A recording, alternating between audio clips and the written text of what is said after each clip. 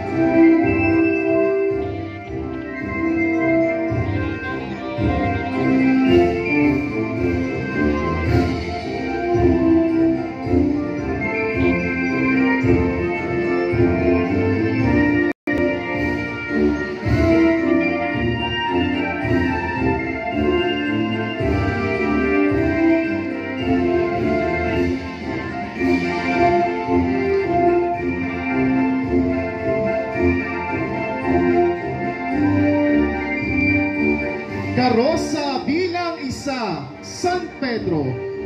Ang ngalang San Pedro ay hamos sa pangalan ng patrong si San Pedro.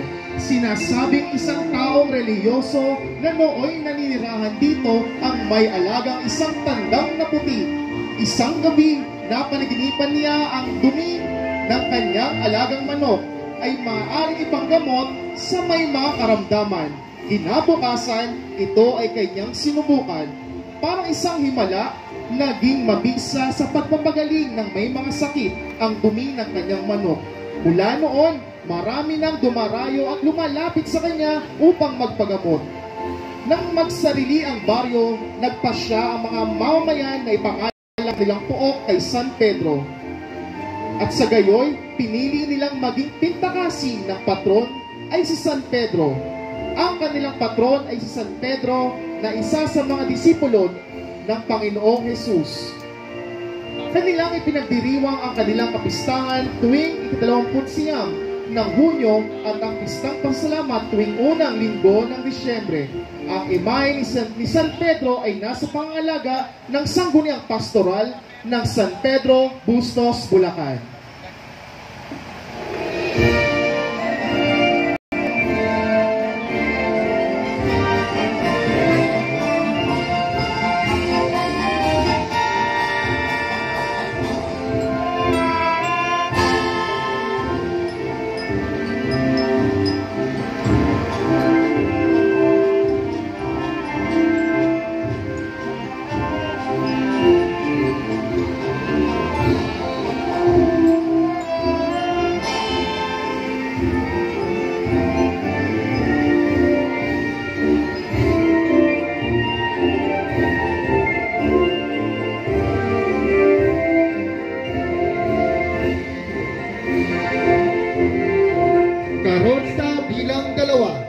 Barangay Malamig. Ang Barangay Malamig ay matatagpuan sa pinakapuso ng ating bayan. Sapagkat totoong malamig ang lugar na ito, kaya tinagurian ng balana na malamig. Ang lugar dito na kinalalagyan ng mga sapa na nayuyungyungan ng malalaking puno ng asana hanggang sa ngayon at tinatawag na sapang asana. Ang Barangay Malamig ay mamamalaging nakaukit sa ating kasaysayan sapagkat ito ang pinangyarihan ng maraming madugong labanan ng gerilya Pilipino at sundalong Hapon noong panahon ng kasiklaban ng ikalawang digmaang pandaigdig. Ang kanilang patron ay ang mahal na Birhen ng Immaculada Concepcion na ipinagdiriwang ng dakilang kapistahan tuwing ika-8 ng Disyembre. Ang imahe ng mahal na Birhen ng Immaculada Concepcion ay nasa pangangalaga ng sangguniang pastoral ng Malamig, Bustos, Bulacan. Maraming salamat po.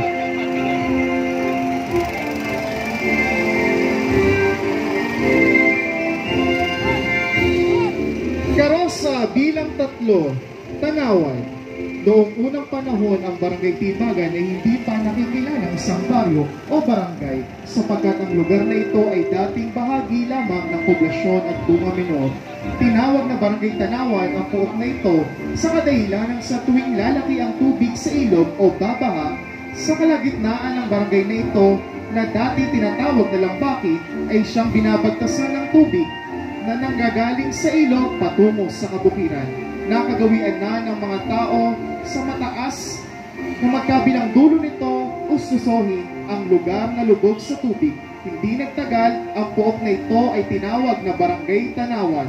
Ang kanilang patron ay ang banal na krus. Ipinagdiriwang nila ang kanilang kapistahan tuwing 15 ng Setyembre at kasabay ng pagdiriwang ng Pistang Bayan at Pistang Pasalamat ng Bayan ng Bustos tuwing huling linggo ng Pebrero. Ang imahe ng banal na krus ay nasa pangangalaga ng sangguniang pastoral ng Tanawan, Bustos, Bulacan.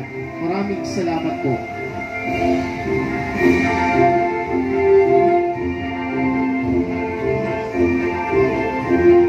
Karosa bilang 4, Bustos Heights.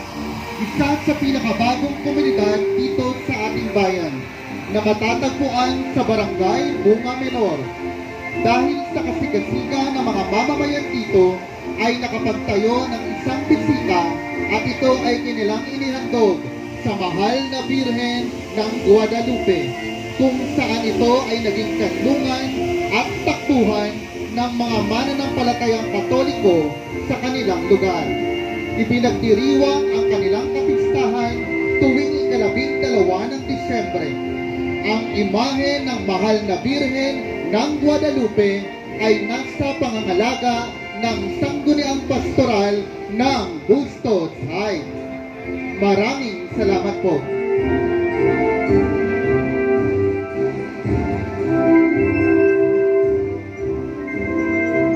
Karosa bilang 5, Sitio Maharlika. Ang kanilang patrona ay ang Nuestra Señora de la Victoria at ang kanilang kapistahan ay tuwing Abril 29 sa pangangalaga po ito ng Maharlika Community. Maraming salamat po.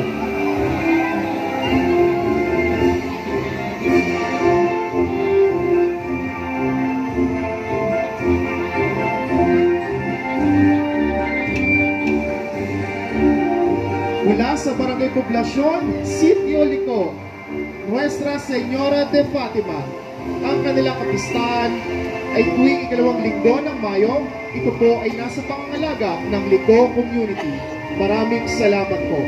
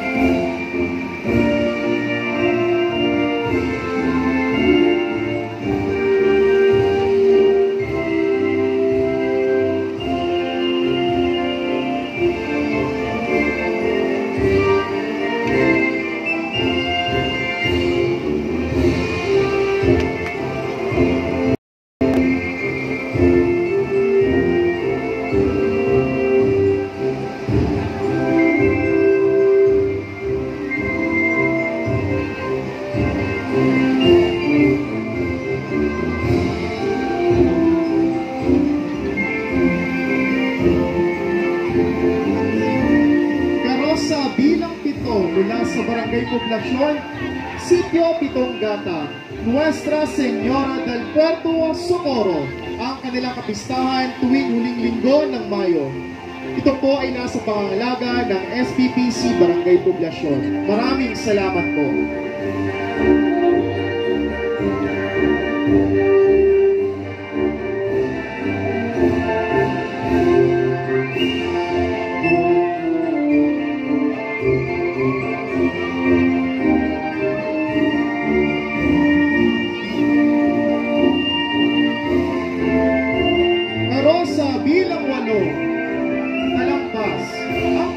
Talampas ay hamon sa salitang lampas. Dating sityo lamang ang talampas ng Barangay Cambaog at tinawag na pinagtulayan. Isang kawayang tulay na nag-uugnay sa daan ng sityo na ito at sa Barangay Cambaog. Ngunit nang lumaon, ang baryo talampas ay nagsarili matapos ang ikalawang digmaan pandaigdig.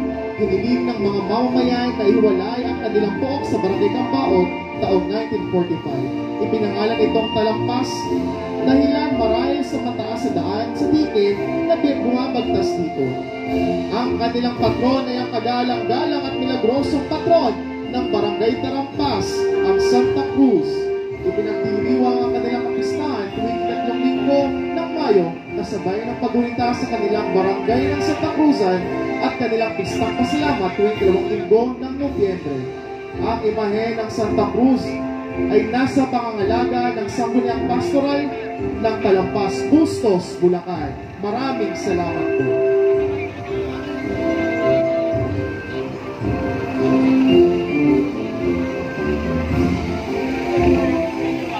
Karosa bilang siyang Cambaog.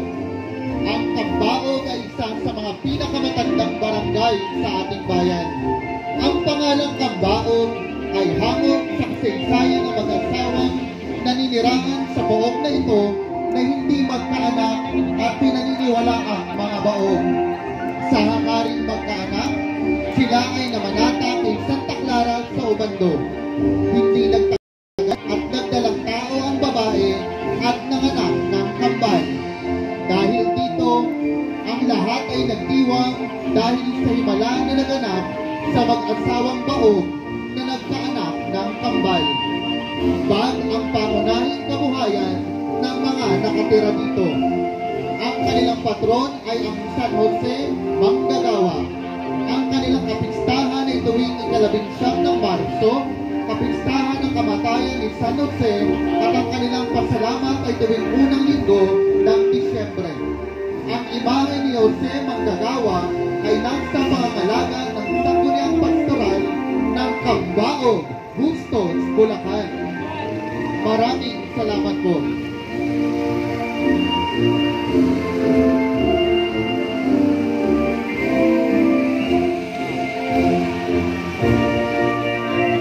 Karosa bilang 10, Bunga Menor. Ang Bunga Menor tulad ng Barangay Bunga Mayor at Barangay Tibagan ay natatag noong April 29, 1867 nang magsariling bayan ang Bustos mula sa lungsod ng Baliwag. Gayon din, iisang pinagmula ng pangalan ng barangay nito, ang Punong Bunga. Ang bahagi ng gawing kabayanan, ang tinatawag na Bunga Menor, na siya rin turing hanggang sa kasalukuyan. Ang kanilang patron ay ang Nuestra Señora del Santísimo Rosario. Ipinagdiriwang ang kanilang kapistahan tuwing 2 linggo ng Oktubre at ang kanilang pistang pasalamat tuwing huling linggo ng Nobyembre. Ang imahe ng mahal na Birhen ng Santo Rosario ay nasa pangangalaga ng Sangguniang Pastoral ng Bunga Menor, Bustos, Bulacan. Maraming salamat po.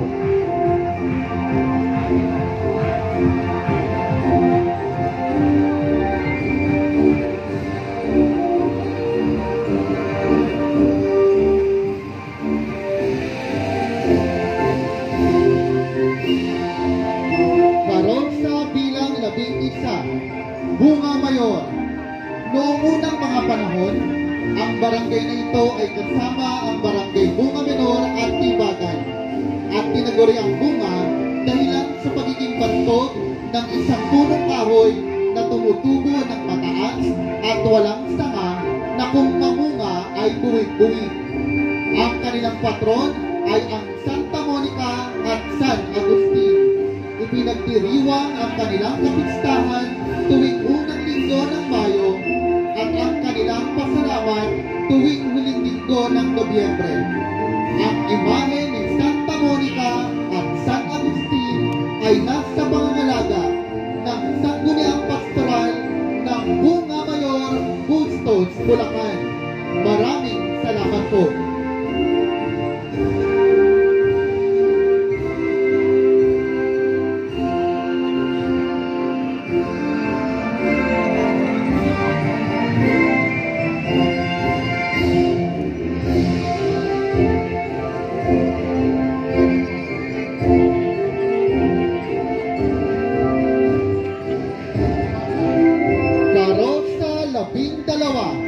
Lisyada. Ang pangalang Lisyada ay hinangog sa isang puno dahil sa walang pagkakakilanlan maliban sa namumupugtanging laki at labay na mga sanga nito, kaya tinaguri ang Lisyada. Ang punong kahoy na ito ay karaniwang nagiging palatandaan ng mga naliligaw noong unang panahon. Sa ilalim ng mga malabay na sanga nito, may isang balon sa tunay na daan ng mga tao. Dito na hinango at pinangalanan ng kahoy na Lisyada, na ang ibig sabihin ay lisya sa daan o limit sa daan. Dahilan sa mayroon silang malawak na bukilin, kaya ang kanilang patron ay ang San Isidro Labrador, ang patron ng mga magsasaka. Ipinagdiriwang ang kanilang kapistahan tuwing ika-15 ng Mayo. Ang imahe ni San Isidro Labrador ay nasa pangangalaga ng Sangguniang Pastoral ng Parokya ng San Isidro Labrador, Lisyada, Bustos, Bulacan. Maraming salamat po. Ang parokya ng San Isidro Labrador, Barangay Lisyada, Bustos, Bulacan ay ating taunang nakakasama sa ating maringal na prosesyon sa karangalan ng ating patron at prinsipe ng dakilang bayan ng Bustos, ang Santo Niño de Bustos.